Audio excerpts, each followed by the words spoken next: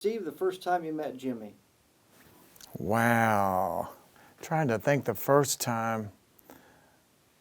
I was with Dottie West, working with her. He was playing on her records, I'm sure of that. And my memory's a little foggy these days, but I'm thinking it was probably on some of her records. I played bass with Dottie, for Dottie West for 3 years, and was lucky to, I played on a few things, but I mainly sang some backup. But I was lucky to come in the studio every now and then and sing a little backup part or something. And she had great players always. They didn't need me in there, this teenage kid. But I remember seeing Capps in there, and I knew his history very well and knew all about Jimmy Capps and those other players too that she'd have in there. But I remember watching Jimmy, and I'm positive it would be on a Dottie West session. And then later he played on my records down the road, of course. But You watched him before you came to Nashville on TV. absolutely. I always loved the Wilburn show. He was on all those shows, all the country shows, a bunch of them. But I particularly liked him on the Wilburn show because he was Hal Rugg and Buddy Spiker, and it was just great, seeing that combination of those guys particularly was just fascinating to me. And I always love, Jimmy is a great acoustic player. Everybody knows he's an incredible world-class acoustic guy and is so innovative with capos and tunings. But he's a brilliant electric player. And most people know that. Players certainly know that, and artists. But a lot of people they know him as acoustic. But man, I love his electric playing too. And I remember once that he, on the Opry, he came to me, and I was playing for Dottie or Bob. Maybe I was with Bob Luman now, but early just started playing with Bob Luman. And I remember Jimmy came to me and asked me if I would sing some demos for him. And I about came unglued because I thought, oh my gosh, I was a singer, but I was paying my dues, playing bass and doing my thing on the road. But I remember he'd heard me sing, I guess, and he asked me to sing some demos. And I went in, Hilltop, we went in and we cut some stuff that I guess Jimmy written part of it, or he co-wrote some songs. I did about 3 or 4 songs, and it was outstanding. The real country, the tracks were great, the coolest stuff I'd ever done. And I remember just, getting with him to rehearse, and it's like, I can't believe this. I can die and go to heaven now because I'm doing this. Boy, I'm there. I've arrived. I'm working with Jimmy Capps, Wow. And then he ended up playing on just about all the hits that you had. Yeah, he played on tons of stuff, and he always came up with innovative, cool parts. Jimmy was cool, but you could see that he would be, his capo placement or whatever. He was always watching for where where everybody else was landing, and then he would adjust. And I mean, just brilliant in reading what other people were going to do. And he would, I think he might be the first person I saw to do like high string tuning too. He would do some high string stuff, like they used to call it the Nashville tuning, where your first 3 strings are the same like a regular guitar, but the last 3, the 4, 5, 6 are octave up. You actually put a different set of strings on. And I think Paul Yandel did that too. I remember Paul and then Jimmy Capps doing it. They're the first guys I ever saw do that, and it makes a great, in a track, it's just incredible. I still do it today. It's a trick that I still do. I learned from those guys, Jimmy ended up taking Paul Yandel's place with the Louvens. Yep. Then Paul went on, got with Chet, and then he became a mentor to you. Absolutely. Yeah, Paul, I got to know Paul pretty well right around the time I was working with Bob Luman. And one of the bandmates, Rip Wilson, was good friends with Paul, and so I kind of got more friendly with Paul during that period. And I kind of knew of just word of mouth. Rip had told me a little bit about Jimmy Capps and Paul's dynamic, their relationship. And so I knew the Leuven connection, certainly. I live for all that kind of stuff. I love history, and country music history for sure. And so to have a chance to hang out with Paul, and then it led to recording with Bob Luman out at the House of Cash. Bob was making a record called Alive and Well.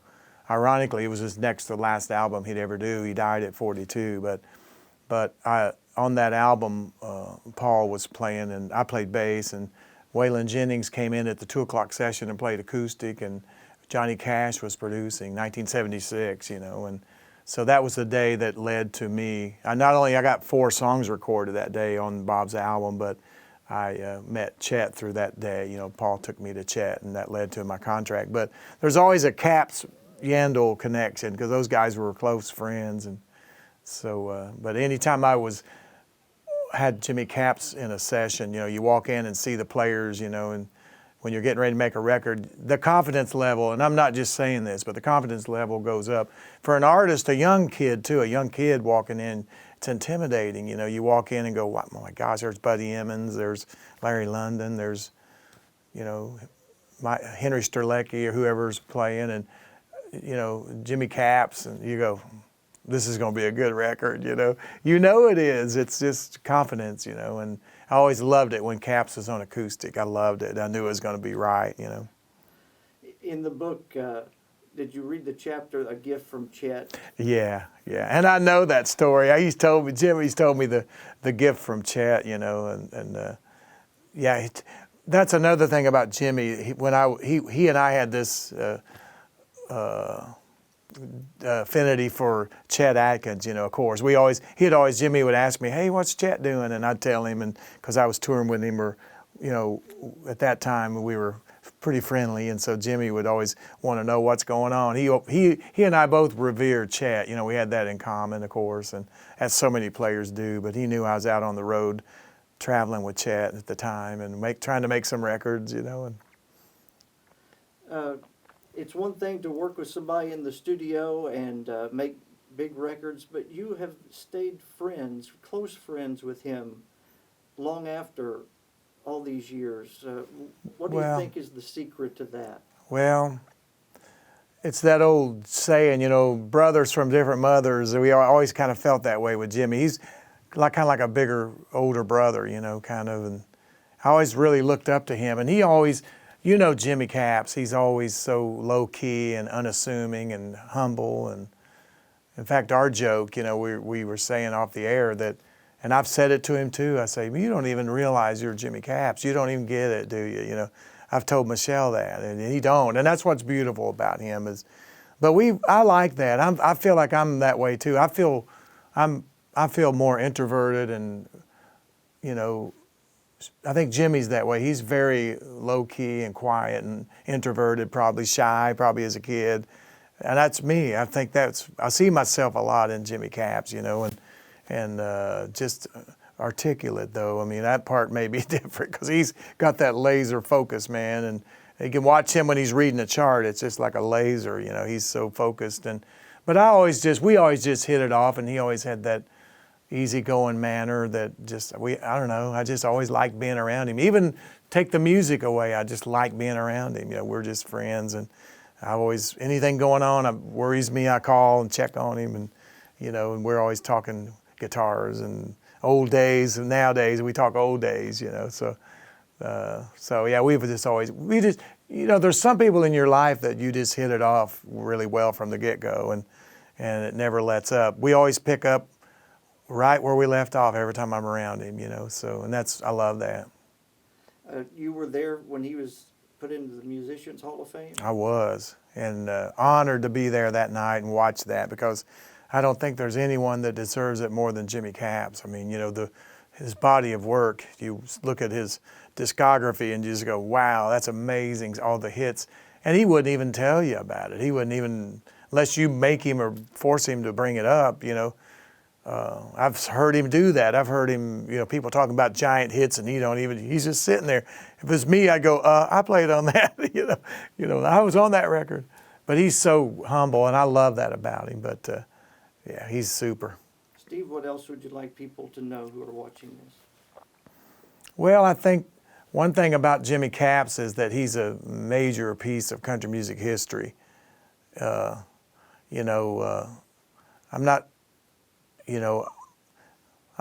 sure why he wouldn't be a candidate for getting in the Hall of Fame for sure, because he's played on so many great records and hit records over and over. Just his discography is incredible. So, I mean, I think he's just one of those special players that is, you know, just got such a vision and a incredible ear and an intuition in the studio.